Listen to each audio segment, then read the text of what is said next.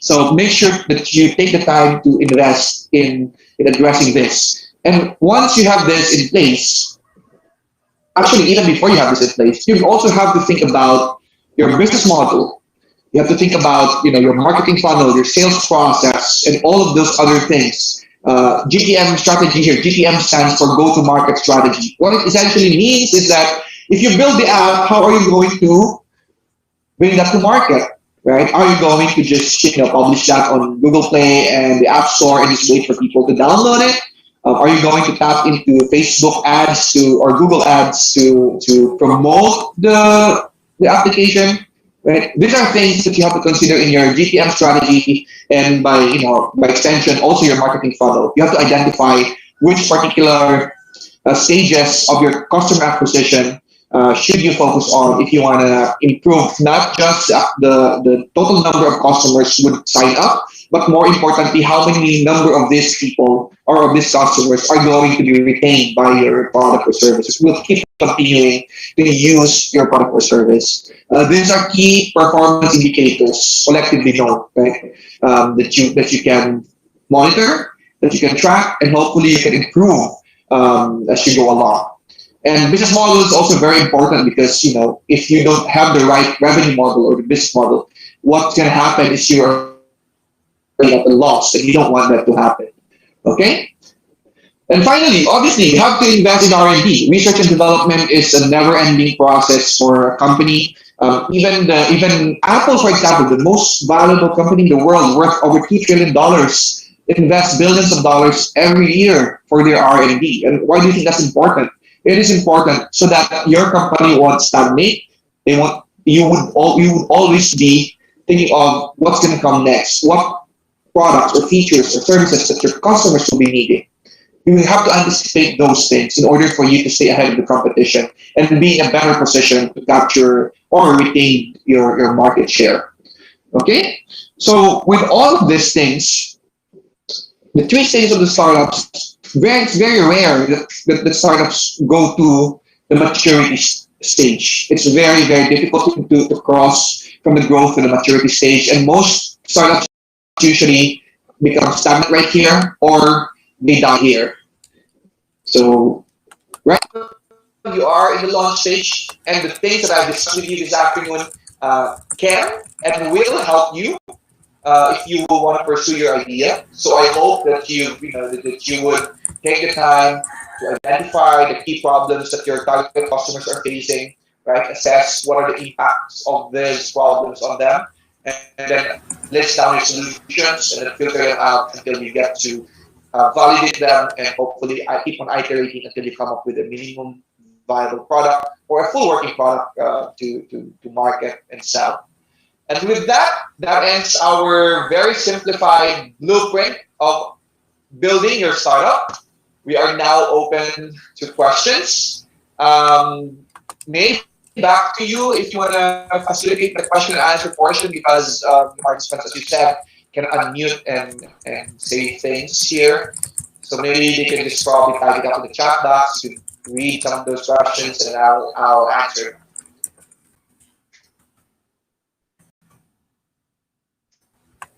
May? It seems like she's not here, so let's facilitate this. Feel free to ask questions. Earlier. Yeah. Oh, okay. So Go thank ahead. you, sir, for your inspiring story. Truly, the startup journey is not an easy one. There will be lots of challenges along the way, but what is important is the will and the determination to go on. Right now, the floor is open to questions. We will be flashing on the screen the questions that we collect from our participants. Great. Here's the first question. Okay. How can I protect my startup idea so others don't steal it? Very good question. This is one of the most frequently asked questions whenever I give talks about startups. Two things that you have to think about here. Number one, like I said earlier, ideas are a dime a dozen. If you feel that your idea is worth $1 billion, chances are a couple of other people have already started working on it. If not, then that begs the question of why aren't there anybody who's doing it? Which in effect, you might not have had a billion-dollar idea. But in terms of protecting your idea, it isn't so much, the right question shouldn't be how can you protect your startup idea. But the right question is how can you execute your idea so that customers will buy your product or your service. But in the spirit of the Q&A, I'll answer this the way I know how. If you truly have a technical idea, right? Operating board is highly technical idea that you just feel that this is your competitive advantage. There's only one way that you can protect your idea, and that is to go to the intellectual property office and file for a patent, or at the very least a utility model. That's the only way that you can protect your startup idea. But be careful with this, because when you do file for IP protection, for intellectual property protection, it is not an automatic. How do I put it? It's not gonna be automatically approved. It will go through a series of deliberations, assessment by the IPO. And if they deem that it isn't patentable, then you wouldn't get the patent, and in doing so, you don't have any protection at all. But if you do get protection, that would be good. But again, this really depends on your overall idea. Okay. So do I need a technical co-founder for a startup?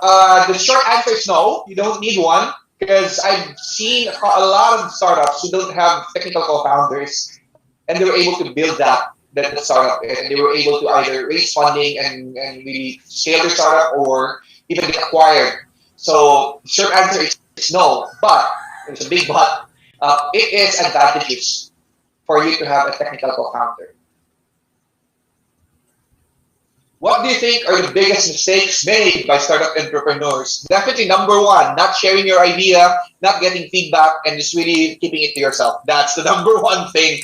That's the number one mistake that most startup entrepreneurs make, because you feel that, okay, if I share this idea, people will steal it, right? Regardless, I mean, even if you don't share it, what are you planning to do with it? Just keep it in your pocket? Of course not, right? What you want to do is build a product. Once your product hits the market, do you think people will not try to copy it? People will definitely try to copy what's working, and what could land them a huge windfall in terms of sales and money. So might as well just start sharing your idea and get feedback, and hopefully you get to meet your co-founders just by sharing your ideas. That's essentially how we got started with some of our other products. In the last 9 years that we've been in operation, we've freely collaborated with not just internally, but with our partners, with our clients, and in a couple of cases, even with our competitors. We have collaborated with them, and we've come up with with really good products that we got to sell to customers. That's generating eight digits in annual revenue. So yeah, biggest mistake definitely just keeping the idea to yourself, especially if you haven't built anything yet. How do I determine whether I am capable of starting a startup company? Well, this is more on a personal level, okay? So I'll give you a little bit of context. I was born in Tawi-Tawi. I spent the first 17 years of my life there. That when I went to college in Zamboanga, I do remember our professor telling us to submit our assignments via email. And I turned to my seatmate and asked him, what is an email? Because I didn't have that. To put this into context, the island that I grew up in, called Macron, formerly Cagayan de Tawi-Tawi, didn't have internet connectivity, didn't have cellular signal, only had at that time about 6 or 8 hours of electricity. So you can just imagine how difficult it is for me to lead a tech company now if I accepted that I couldn't improve. Okay, so the thing here, when you try to assess when you are capable of starting a startup company, is that you need to have the quality of grit and resilience. Okay, what that means is that you admit that there will be times in your life, in your startup life, or in your startup journey, that things will not go your way, but you have to move forward, you have to push on, and you have to keep on improving yourself. Right? You need to have a growth mindset. Right? As Angela Duckworth usually says. What that means is that you your mindset is, if I am this now,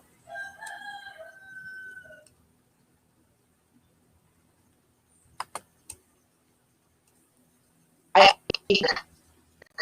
do, and that is how you're gonna say that you're capable of starting a company.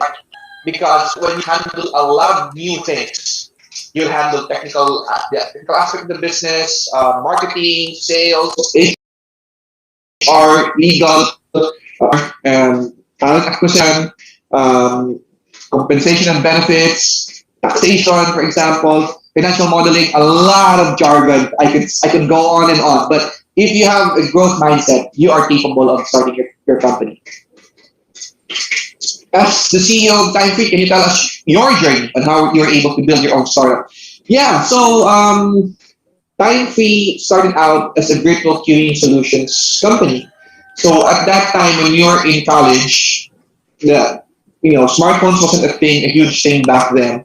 Um, we would usually have to line up in our finance office for hours, sometimes for the entire day, just to pay for our tuition fees. And usually we do this about a week before the midterms for the final exams. So you can just imagine that during this time, the students are a little bit nervous because exams are coming up, and then they have to wait and line up essentially. So we started out by identifying what the problem was, how we could solve that problem by building a system that could text us if our turn is coming up, and thereby helping our users, make the most out of their time instead of lining up. So we started out that way, and that's essentially how I came up with this particular blueprint. Whenever we try to go to market with a product or a service, we always go back to the fundamental question: what is the problem we're trying to solve? Is this problem big enough for us to solve? Is this problem being experienced by customers on a frequent basis rather than sporadically? And I hope that you would use the same blueprint so that that would help you build your own startup.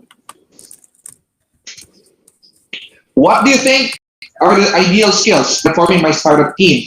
Definitely a lot of skill sets that would come in handy. But what you have to this is why it's very important to have co-founders, because you cannot be a master of all the skill sets. It will be very difficult, right? It's not impossible, but it's highly improbable. So in my case, while I'm a technical person, I do admit that I am I'm lagging in terms of that skill set compared to my co-founders. So I have two of my co-founders really focus on the tech side, and I handle the business development, the sales, operations management, and to some level the legal and the HR. So what you need to do is identify what it is that you are good at, and you focus there. Right. Thank you, Sir Chino, for answering those questions. We have a couple of other interesting questions here. Allow me to read the question, sir. Sure. Here it goes. Would you be able to highlight unique advantages that local companies operating in the Philippines might have when competing against international companies? Okay, so that depends on the context of that question, right? So if you're talking about social networks, it's already a no-brainer. We cannot compete with Facebook at the moment because they've been so big. But I'm gonna answer this from the context of a service company. Okay, when you talk about a service company, technically speaking, people in the Philippines are we do have the talent to produce quality service, quality products, and we have reasonable rates compared to developed countries. So if you are starting a company locally, you get to get a lot of talent for a fraction of the cost. That's always one of the key benefits of starting up here. Another one is that because the Philippines is an archipelago, right? You cannot just expect a product or a service in the US or in Europe to be replicated without any hiccups here, because the geographical area is quite different.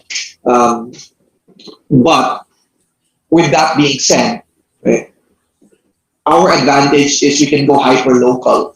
By hyper local, what I mean is if you're in Zamboanga, for example, you can create something that just initially targets Zamboanga, but eventually what you can do is once you've developed the right systems and processes and policies, you can scale out to other neighboring cities, and hopefully one day go go national and even regional or global for that matter. So yeah, it has more to do with the OPEX, operational expenditures of maintaining your team. That's for one. The other thing that kind of like puts us in a good in a good position to establish our here compared to other countries is that when you talk about the Philippines, right, it's still a developing country. So more often than not, there are a lot of problems that need to be solved. So what you have to do is just identify what problems you want to focus on, and then you put up your company to solve the problem, and hopefully you get it big. All right, thank you, sir. Next question. Do you need to pay for the patent of your idea? And my follow-up question po, sir, na how much? First question. First question. Yes, there are associated fees with filing for a patent, especially if you would need an IP lawyer or an intellectual property lawyer. Um, Typically, this stretches out to 6 digits. If you're going to engage an IP lawyer, if you want to do it on your own, in the low 5 digits, I would say. Yes, but yeah, there are associated costs to it. And it also depends if you want to just file in the Philippines or you also want to file in other countries because filing for a patent is on a per country basis.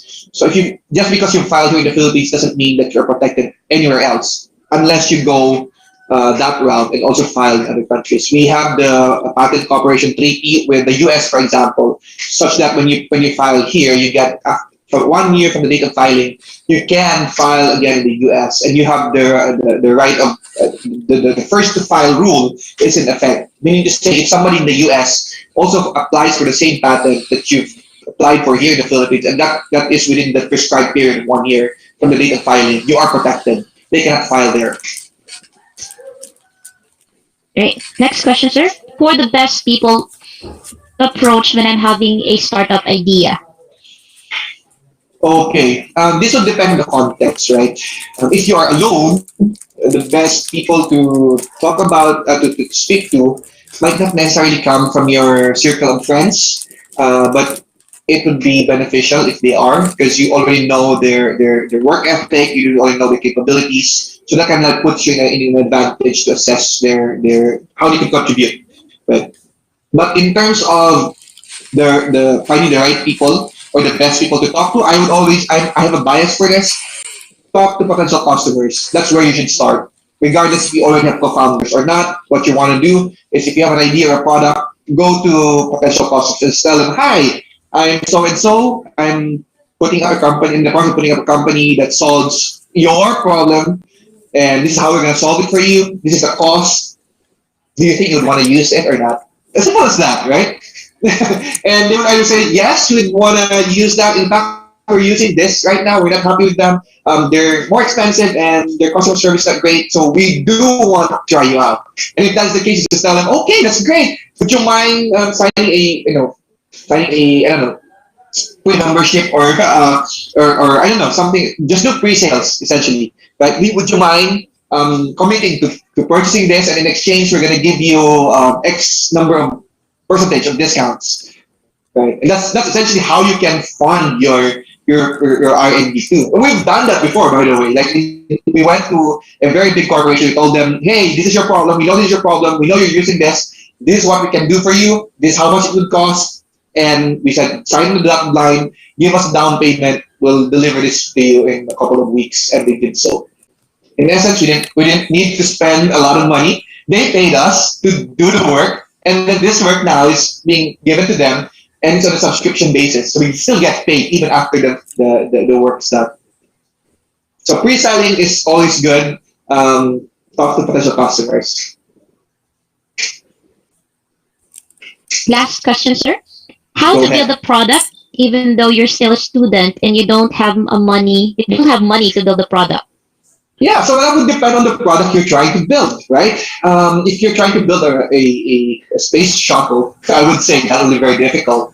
If you're trying to build an e-commerce site or a delivery app, for example, that might be a little bit challenging, but not impossible. You can start small. If you're trying to build something even more limited in scope, but it's essentially a minimum value product, you can do that for essentially for limited money. Like there are tools out there that are available for free that you could use. One example I can think of is Microsoft Azure, for example. If you want to build a website for your client, let's just do it that way, simplified things. Right? You want to build a website for your client, if you don't have the money to do all of this, you can go to WordPress, for example, and they have free templates that you can use and just do that for that initially.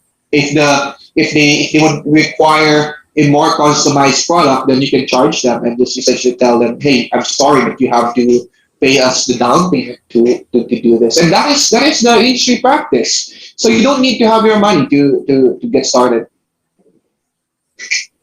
Thank you very much, Mr. Chino Atilano, for a very productive session.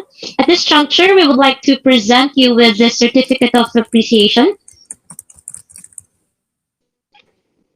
Right, let me just read the citation. Certificate of Appreciation is presented to Mr. Philip for sharing his insight as research speaker during the Mindanao Cluster 1 Startup Conference with the theme Building Your Startup on September 13, 2021 via Zoom video communications, given the 13th day of September 2021 in Zamboanga City. Signed with the Regional Director of DICT Mindanao Cluster 1, Director Maria Teresa M. Camba. Thank you so Thank you much. again, sir. We hope to hear more from you. Definitely. And before that, before I sign off, to all the participants out here, I'm very active on LinkedIn. I'd appreciate it if you could connect with me there, and if there's anything I can help you with, just send me a message. At this point, sir, for a photo op. Sure, sure. Everybody has to open their video, so. Yes. Yeah, there are over 400, right? For almost 500 participants. Wow. I'm not sure how we're going to get all of them fit into the screen. But yeah, go ahead. Right, joining us is the ILCD Focal, Ms. Chris Natividad, and also the Zamboanga City Officer, Mr. Juanito Calingachon, and Rico and Juvie. Where are you, Juve?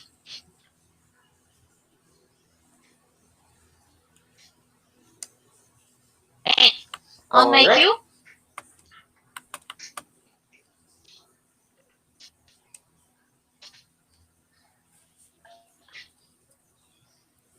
Right. Ready? 1, 2, 3.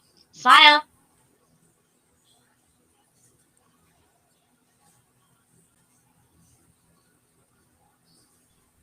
One more time. 1, 2, 3. Smile. Okay. Thank you, sir. All right. Thank you so much for having me. It's always a pleasure.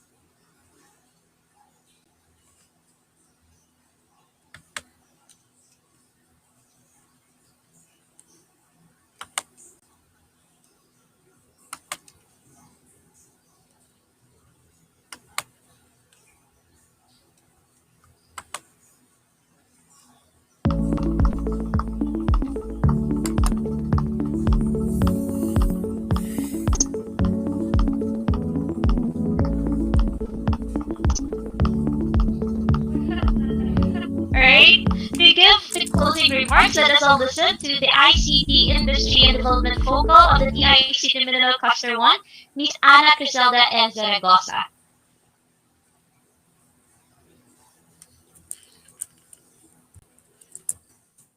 Yeah, hello everyone, good afternoon. Marinig ba ako?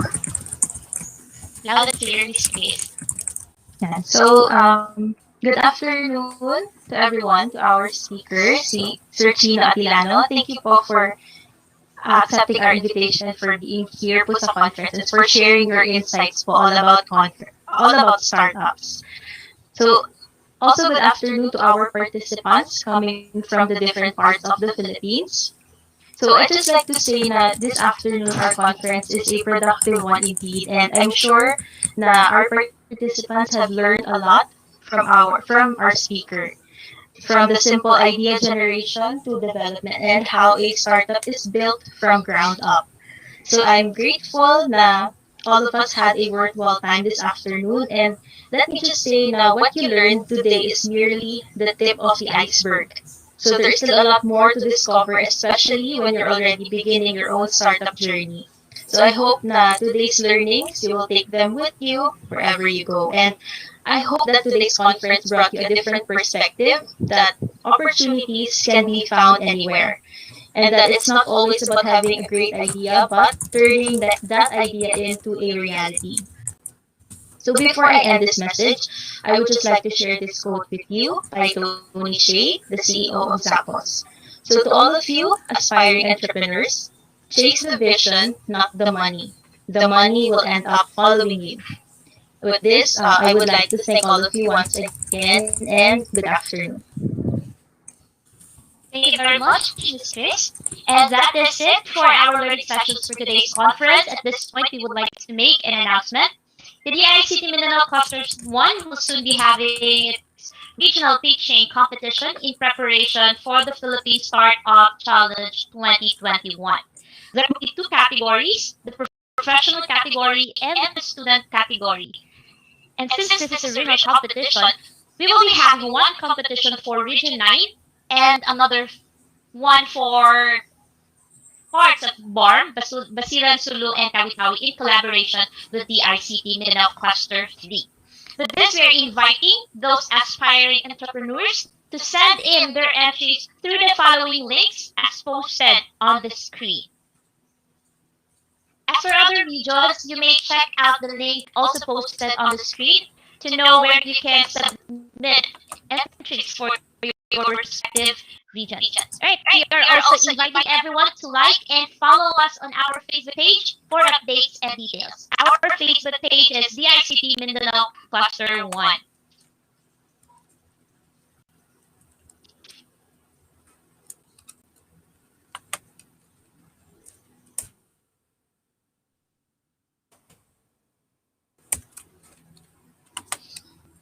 Great. So we would also want to hear from you about what have you learned from today's conference before we close this program.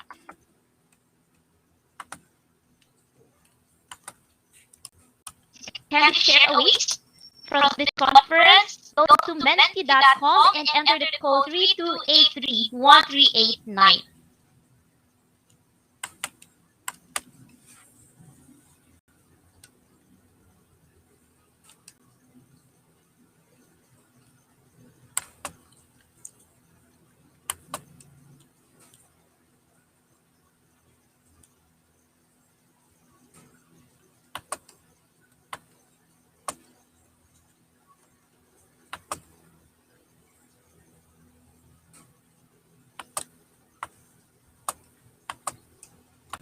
We have here responses. It's not easy to build a startup. The need of dedication to start up a company. How to launch a successful startup. Doing a startup can be very challenging but also exciting at the same time. Talk to potential customers. Capitalize your idea.